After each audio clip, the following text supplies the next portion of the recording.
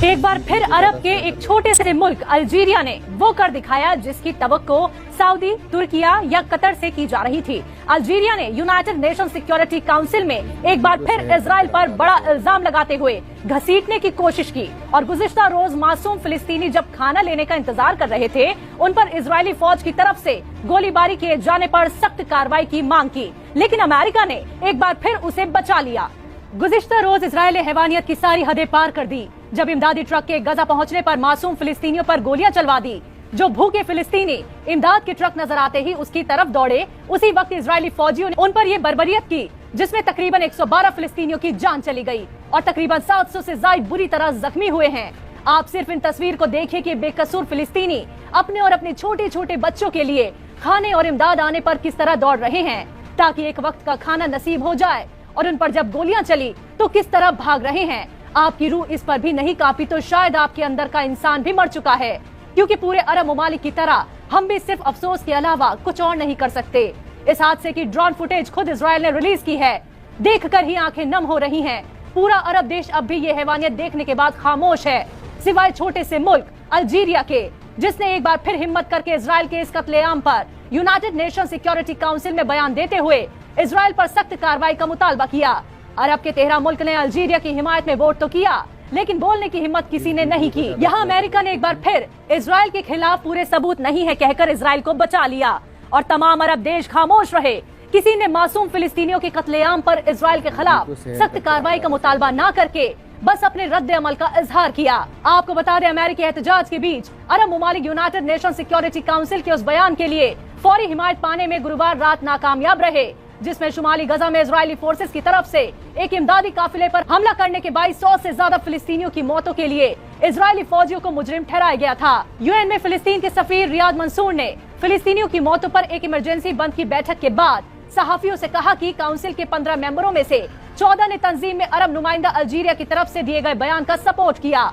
Algeria की तरफ से पेश ड्राफ्ट में गहरी फिक्र जाहिर की गई और कहा गया कि ये हालात इजरायली फौजियों की गोलीबारी की वजह से पैदा हुए। वहीं अपनी आदत से मजबूर यूनाइटेड स्टेट्स ऑफ अमेरिका ने अल्जीरिया के बयान की हिमायत नहीं की और अमेरिकी उप सफीर रॉबर्ट वुड ने सहाफियों से कहा, पार्टियां ये देखने के लिए कुछ जुबान पर काम कर रही हैं कि क्या हम एक बयान दे सकते हैं। परेशानी ये है कि हमारे पास यहाँ सारे फैक्ट्स मौजूद नहीं हैं। उधर हमास ने हमले की मजम्मत करते हुए 104 फिलिस्तीनियों की मौतों के लिए इजराइल डिफेंस फोर्सेस को मुजरिम ठहराया है। इसमें कबूल किया गया है कि फौजियों ने पोस्ट पर फौजी और एक टैंक की तरफ बढ़ने वाले कई फिलिस्तीनियों पर गोलियां चलाईं, जिससे फौजी खतरे में पड़ गए।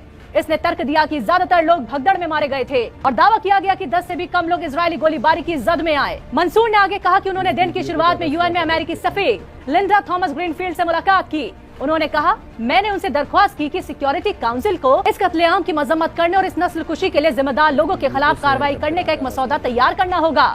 मंसूर ने कहा, अगर सिक्योरिटी काउंसिल में इन नस्ल कुशियों को दोबारा होने से रोकने की कुव्वत और हिम्मत है तो हमें जंगबंदी की जरूरत है।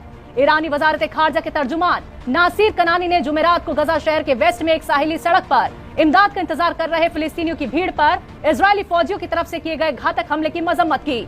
उन्होंने सोशल मीडिया प्लेटफॉर्म एक्स पर एक पोस्ट में हमले को बर्बर बताते हुए ये तबसीरा किया, जिसमें 100 से ज्यादा लोग मारे गए और सैकड़ों दीगर जख्मी हो गए। गजा का जख्म दुनिया के आजाद लोगों की याद से नहीं मिटेगा और इजराइल की तरफ से फिलिस्तीनियों की नस्ल कुशी के लिए हिमायत और चुप रहने की शर्म इंसानी हुकूकों के झूठे चैंपियनों के माथे पर वाज़ेह होगी। यूएसए और यूरोप कनानी ने कहा, जुमेरात की सुबह सैकड़ों फिलिस्तीनी खाना तकसीम होने के इंतजार में गजा शहर के साउथ में एक अहम चौराहे पर जमा हुए। चश्मदीद गवाहों ने अल जजीरा को बताया कि वो सीधे तोप खाने की गोलाबारी, ड्रोन मिसाइलों और गोलियों से मारे गए। कम से कम 112 लोग मारे गए और 760 जख्मी हो गए।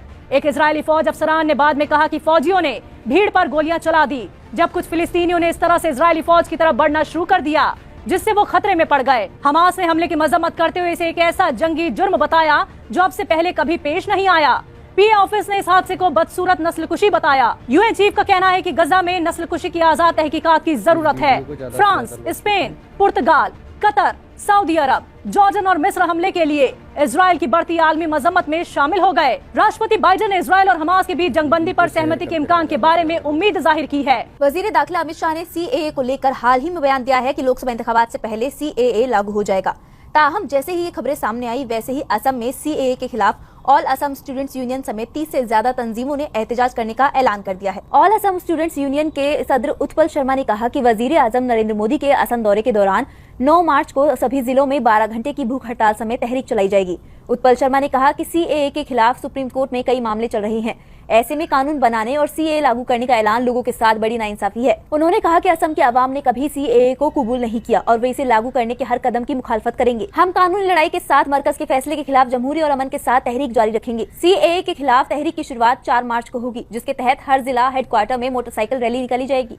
वहीं इससे पहले सूबे के मुश्तरका अपोजिशन फोरम असम ने ऐलान किया कि सीएए लागू होने के अगले ही दिन पूरे सूबे को बंद किया जाएगा, जिस पर असम के डीजीपी ने कहा कि इससे होने वाले नुकसान की भरपाई बंद बुलाने वालों से की जाएगी।